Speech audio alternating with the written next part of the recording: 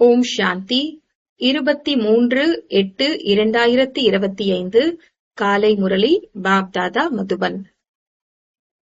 இனிமையான குழந்தைகளே, உங்களை ஞான ரத்தினங்களால் அலங்கரித்து வீட்டிற்கு திரும்ப அழைத்து செல்வதற்காக பாபா வந்துள்ளார். பிறகு ராஜ்யத்தில் அனுப்பி வைப்பார். அதனால் அளவற்ற குஷியில் இருங்கள். ஒரு பாபாவிடம் மட்டும் அன்பு வையுங்கள். கேள்வி: தனது தாரணையை வலிமையுள்ளதாக, அதாவது உறுதியாக ஆக்குவதற்கான ஆதாரம் எது? பதில்: தனது தாரணையை வலிமை உள்ளதாக ஆக்குவதற்கு சதா இதை உறுதி செய்து கொள்ளுங்கள். இன்றைய நாள் என்ன நடந்ததோ அது நல்லதாகவே நடந்தது. அது பிறகு கல்பத்திற்கு பின் நடக்கும். என்னென்ன நடந்ததோ அதெல்லாம் கல்பத்திற்கு முன்பும் கூட இவ்வாறே நடந்தது. எதுவும் புதிதல்ல.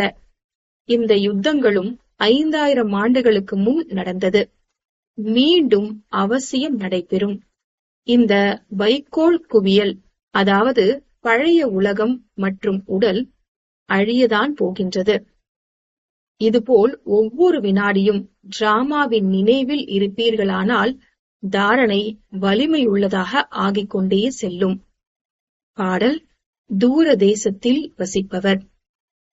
ஓம் சாந்தி. குழந்தைகள் இதற்கு முன்பும் தூர தேசத்திலிருந்து வேறொரு தேசத்திற்கு வந்துள்ளனர்.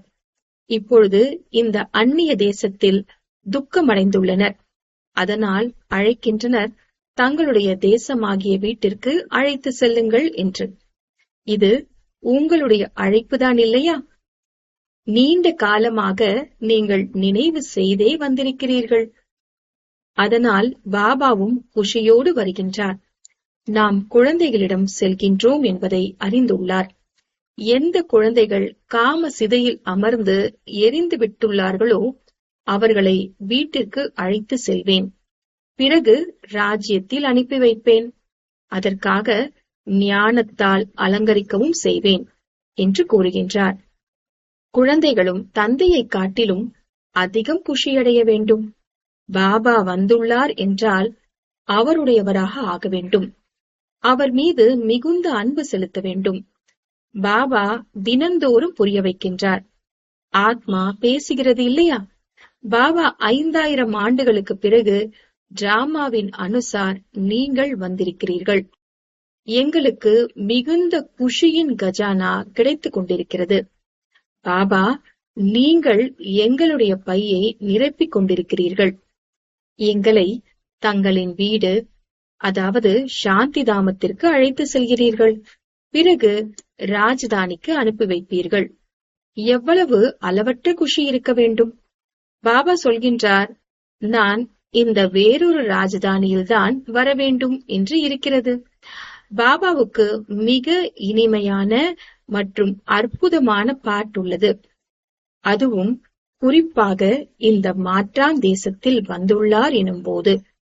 இவ்விஷயங்களை நீங்கள் இப்பொழுதுதான் புரிந்து கொண்டிருக்கிறீர்கள். பிறகு இந்த ஞானம் மறைந்து போகும்.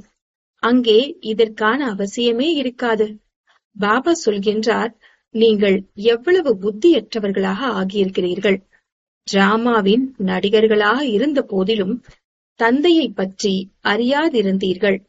எந்த தந்தையானவர் செய்விப்பவராக இருக்கின்றாரோ அவர் எதை செய்கின்றார், எதை செய்விக்கின்றார் என்பதை மறந்துவிட்டிருக்கிறீர்கள்.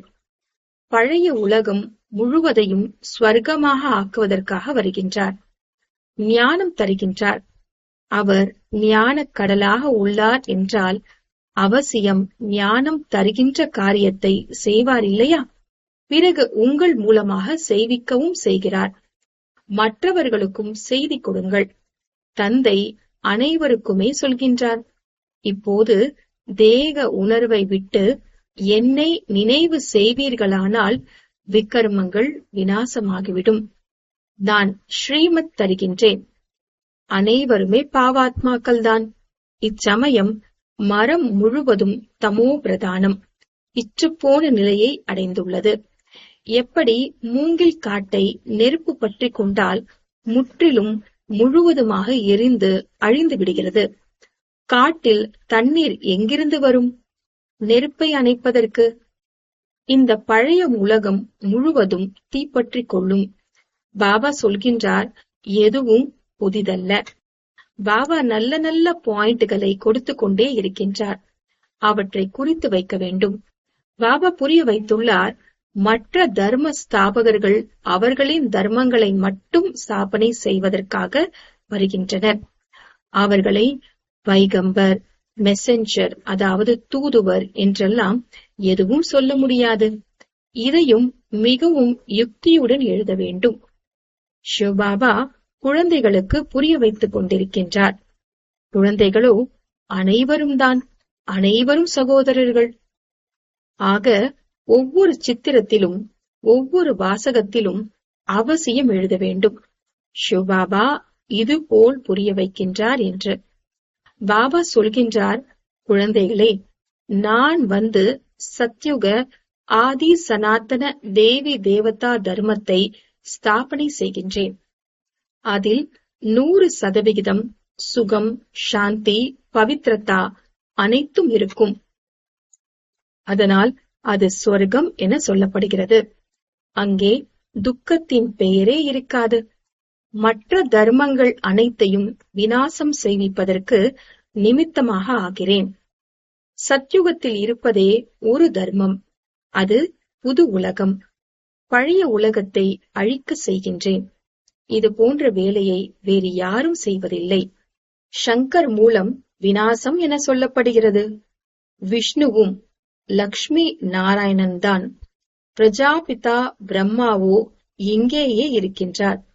இவரே தூய்மையான ஃபரிஷ்தா ஆகின்றார். அதனால் பிறகு பிரம்ம தேவதா என சொல்லப்படுகின்றார். அவர் மூலம் தேவி தேவதா தர்மம் ஸ்தாபனையாகின்றது. இந்த பிரம்மா பாபாவும் தேவி தேவதா தர்மத்தின் முதல் இளவரசன் ஆகின்றார். ஆக பிரம்மா மூலம் ஸ்தாபனை, சங்கர் மூலம் விநாசம். சித்திரமோ கொடுக்க வேண்டும் இல்லையா? புரிய வைப்பதற்காக இந்த சித்திரங்கள் உருவாக்கப்பட்டுள்ளது.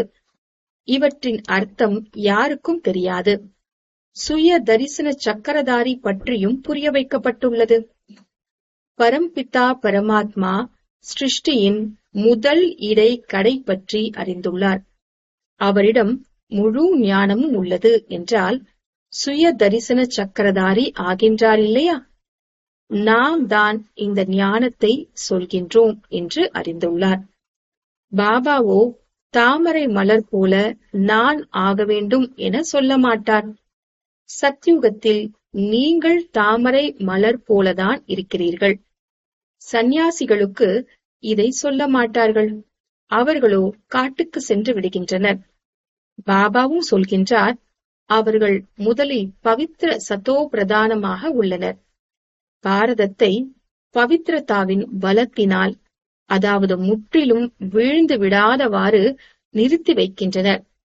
பாரதத்தை போன்ற பவித்ர தேசம் வேறு கிடையாது. எப்படி பாபாவுக்கு மகிமை உள்ளதோ அதுபோல பாரதத்திற்கும் மகிமை உள்ளது.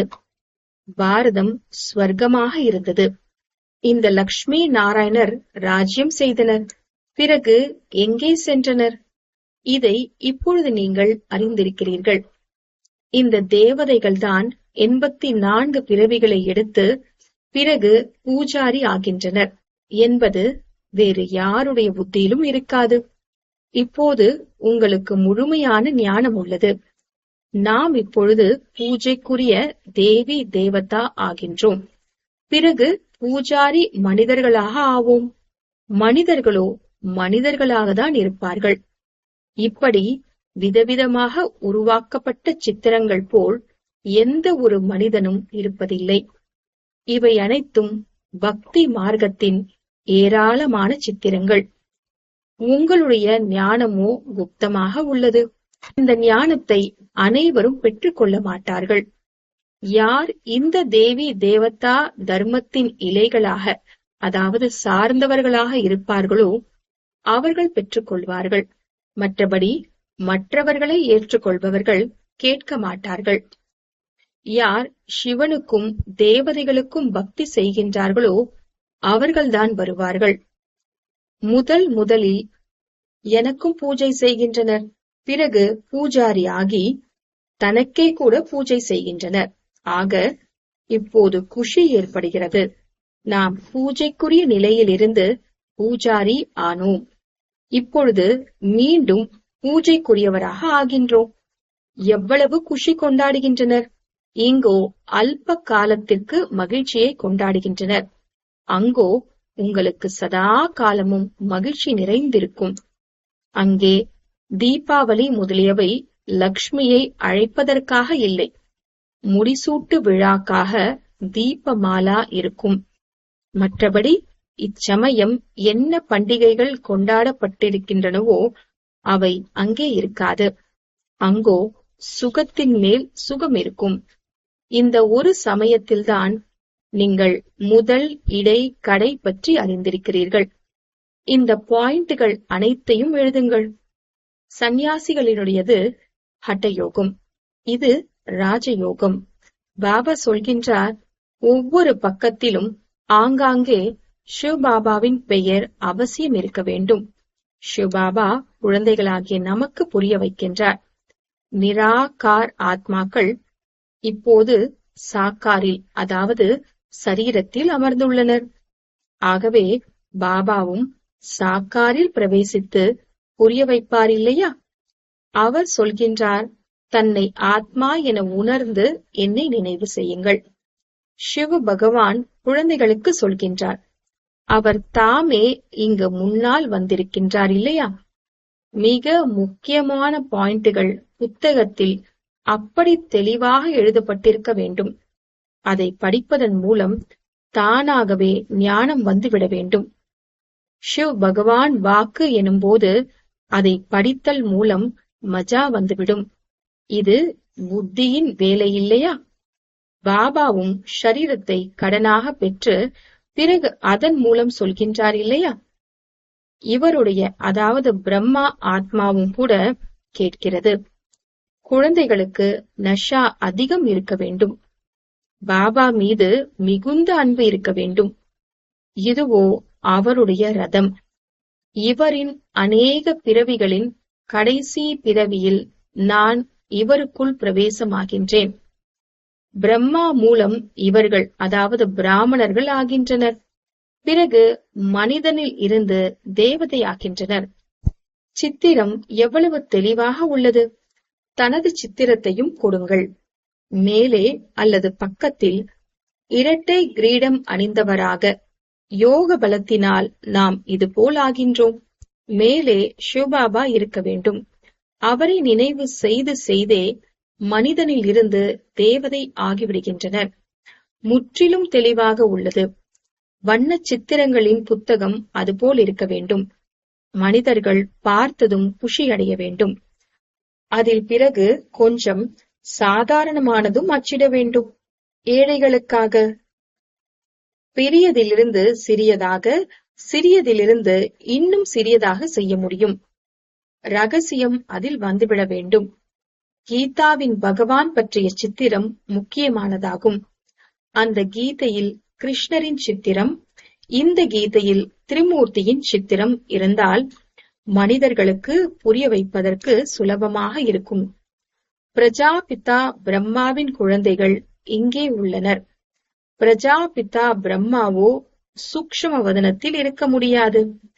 பிரம்ம தேவதாய நமக, விஷ்ணு தேவதாய நமக என சொல்கின்றனர். இப்பொழுது தேவதைகளாக யார் இருக்கின்றனர்?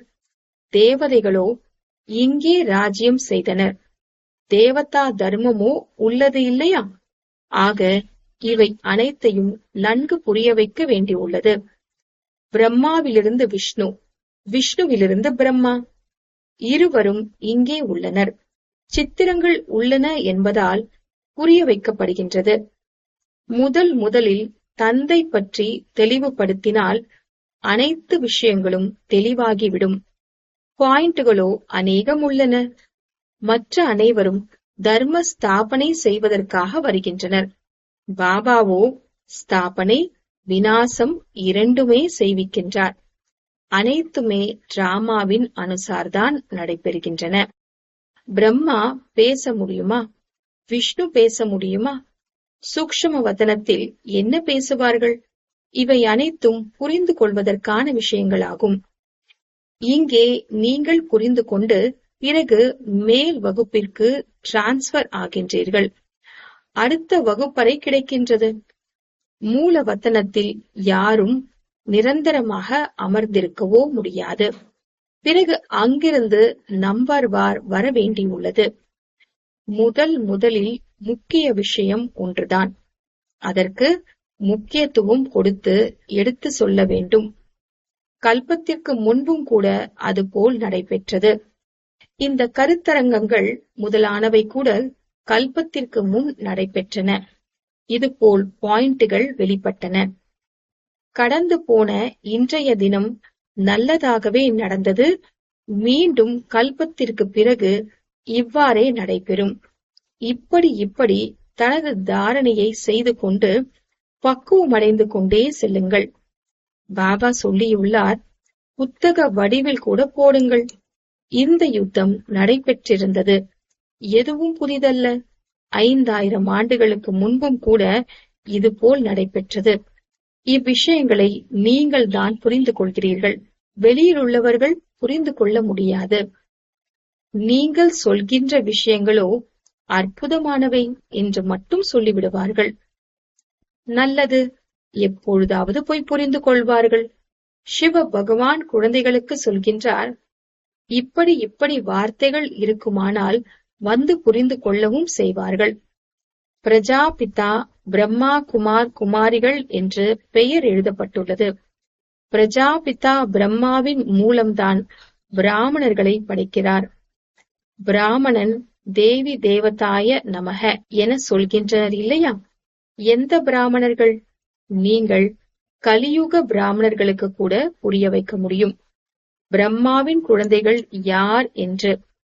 பிரஜாபிதா பிரம்மாவுக்கு இவ்வளவு குழந்தைகள் என்றால் நிச்சயமாக இங்கே தத்தெடுக்கப்பட்டவர்களாக இருப்பார்கள். யார் தங்களுடைய குலத்தை சேர்ந்தவர்களோ அவர்கள் நல்லபடியாக புரிந்து கொள்வார்கள். நீங்களோ தந்தையின் குழந்தைகளாக ஆகிவிட்டீர்கள். தந்தை பிரம்மாவையும் தத்தெடுக்கின்றார். இல்லையென்றால் ஷரீரம் உள்ள பொருள் எங்கிருந்து வந்தது? பிராமணர்கள் இந்த விஷயங்களை புரிந்து கொள்வார்கள். சந்நியாசிகள் புரிந்து கொள்ள மாட்டார்கள். அஜ்மீரில் பிராமணர்கள் உள்ளனர். ஹரித்வாரில் ஒரே சந்நியாசிகள் மயம்தான். வழிகாட்டிகளாக பிராமணர்கள் உள்ளனர். ஆனால் அவர்களோ பட்டினியில் உள்ளனர். அவர்களுக்கு சொல்லுங்கள், நீங்களோ இப்பொழுது சரீர சம்பந்தமான வழிகாட்டிகள். இப்பொழுது ஆன்மீக வழிகாட்டியாகுங்கள். உங்களுக்கு வழிகாட்டி என்றுதான் பெயர். பாண்டவ சேனையும் கூட புரிந்து கொள்வதில்லை. பாபா பாண்டவர்களின் தலைவர். பாபா சொல்கின்றார், ஹே குழந்தைகளே, என்னை மட்டுமே நினைவு செய்யுங்கள். அப்போது விக்கிரமங்கள் விநாசமாகும். மேலும் உங்கள் வீட்டிற்கு சென்று விடுவீர்கள். பிறகு அமரபுரிக்கான பெரிய யாத்திரை நடைபெறும். மூல வத்தனத்திற்கு எவ்வளவு பெரிய யாத்திரை இருக்கும்? முழுவதுமாக அனைத்து ஆத்மாக்களும் சென்றுவிடும். எப்படி தேனீக்களின் கூட்டம் செல்கின்றது இல்லையா? தேனீக்களின் ராணி பறந்தால் அதன் பின்னால் அனைத்தும் பறக்கின்றன. அதிசயம் இல்லையா? ஆத்மாக்கள் அனைவரும் கூட கொசு கூட்டம் போல் செல்வார்கள். சிவனுடைய ஊர்வலம் இல்லையா? நீங்கள் அனைவரும் மணமகள்கள். மணமகன் நான் வந்துள்ளேன், அனைவரையும் அழைத்து செல்வதற்காக. நீங்கள் அசுத்தமாக ஆகிவிட்டுள்ளீர்கள். அதனால் அலங்கரித்து உடன் அழைத்து செல்வேன். யார் அலங்காரம் செய்து கொள்ளவில்லையோ அவர்கள் தண்டனை பெறுவார்கள். சென்றுதான் ஆக வேண்டும். காசி கல்வெட்டில் கூட மனிதர்கள் இறக்கின்றனர் என்றால் ஒரு வினாடியில் எவ்வளவு தண்டனைகள் அனுபவித்து விடுகின்றனர். மனிதர்கள் கூக்குரலிட்டுக் கொண்டே இருக்கின்றனர். இதுவும் அதுபோலதான். நாம் ஜென்ம ஜென்மாந்திரத்தின் துக்க தண்டனை அனுபவித்துக் கொண்டிருக்கின்றோம் என்பதாக புரிந்து கொண்டுள்ளனர். அந்த துக்கத்தின் ஃபீலிங், அதாவது உணர்வு அதுபோல் உள்ளது. ஜென்ம ஜென்மாந்திரத்தின் பாவங்களுக்கான தண்டனை கிடைக்கிறது. எவ்வளவு தண்டனை பெறுகின்றார்களோ அந்த அளவு பதவி குறைந்துவிடும். ஆதலால் பாபா சொல்கின்றார், யோக பலத்தின் மூலம் கணக்கு வழக்குகளை முடித்து விடுங்கள். நினைவினால் சேமித்துக் கொண்டே செல்லுங்கள். ஞானமோ மிகவும் சுலபமானது. இப்போது ஒவ்வொரு கர்மத்தையும் ஞானத்தின் அடிப்படையில் செய்ய வேண்டும். தானமும் தகுதி உள்ளவர்களுக்கு கொடுக்க வேண்டும். பாவாத்மாக்களுக்கு கொடுப்பதன் மூலம் பிறகு கொடுப்பவர் மீது அதன் பாதிப்பு ஏற்படும். அவர்களும் பாவாத்மா ஆகிவிடுகின்றனர். அப்படிப்பட்டவர்களுக்கு ஒரு பொழுதும் கொடுக்கக்கூடாது. அவர்கள் போய் பிறகு அந்த பணத்தின் மூலம் ஏதேனும் பாவ கர்மங்களை செய்துவிடலாம். பாவாத்மாக்களுக்கு கொடுப்பவர்களோ உலகத்தில் அநேகர் அமர்ந்துள்ளனர். இப்போது நீங்கள் அதுபோல் செய்யக்கூடாது. நல்லது.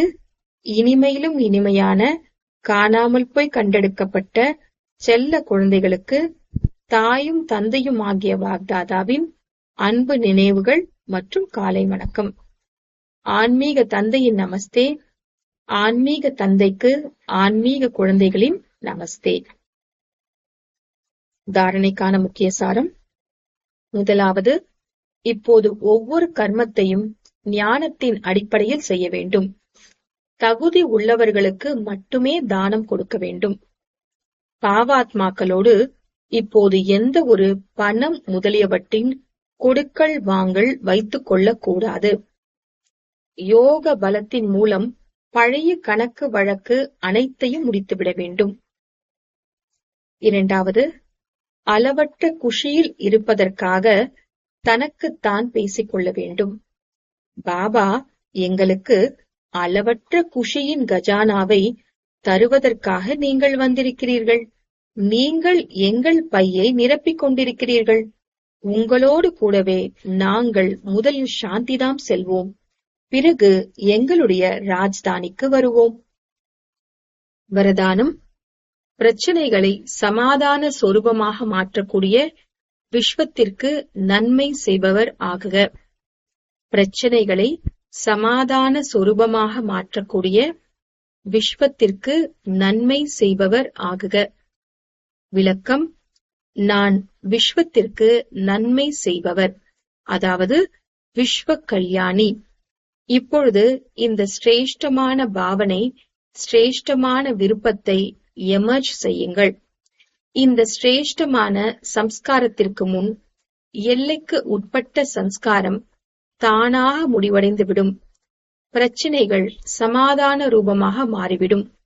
இப்பொழுது யுத்தத்தில் சமயத்தை இழக்காதீர்கள். ஆனால் வெற்றியின் சம்ஸ்காரத்தை எமர்ஜ் செய்யுங்கள். இப்பொழுது அனைத்தையும் சேவையில் ஈடுபடுத்தினீர்கள் என்றால் உழைப்பில் இருந்து விடுபட்டு விடுவீர்கள். பிரச்சனைகளில் செல்வதற்கு பதிலாக தானம் கொடுங்கள், வரதானம் கொடுங்கள். அப்பொழுது சுயத்தை பிடித்திருக்கும் கிரகணம் தானாகவே சமாப்தியாகிவிடும். ஸ்லோகன். பிறருடைய குறை பலவீனங்களை வர்ணனை செய்வதற்கு பதிலாக குணஸ்வரூபம் ஆகுங்கள். குணங்களை மட்டும் வர்ணனை செய்யுங்கள். பிறருடைய குறை பலவீனங்களை வர்ணனை செய்வதற்கு பதிலாக குணஸ்வரூபம் ஆகுங்கள். குணங்களை மட்டும் வர்ணனை செய்யுங்கள். அவ்யக்த சமிக்கை. சகஜ யோகி ஆக வேண்டும் என்றால் பரமாத்ம அன்பின் அனுபவி ஆகுங்கள். தந்தைக்கு குழந்தைகள் மீது அவ்வளவு அன்பு உள்ளது. ஆகையினால் அமிர்த வேளையில் இருந்தே குழந்தைகளுக்கு பாலனை செய்கின்றார். ஒரு நாளின் துவக்கமே எவ்வளவு சிரேஷ்டமாக ஆகிவிடுகிறது. சுயம் பகவான் சந்திப்பை கொண்டாடுவதற்காக அழைக்கின்றார், உரையாடல் செய்கின்றார், சக்திகளை நிரப்புகின்றார். தந்தையினுடைய அன்பின் பாடல் உங்களை துயிலெழ செய்கின்றது. இனிமையான குழந்தைகளே, அன்பான குழந்தைகளே, வாருங்கள் என்று எவ்வளவு அன்போடு அழைக்கின்றார், துயிலெழ செய்கின்றார். சகஜ யோகி வாழ்க்கைதான் இந்த அன்பான பாலனையினுடைய நடைமுறை சொரூபம் ஆகும். ஓம் சாந்தி.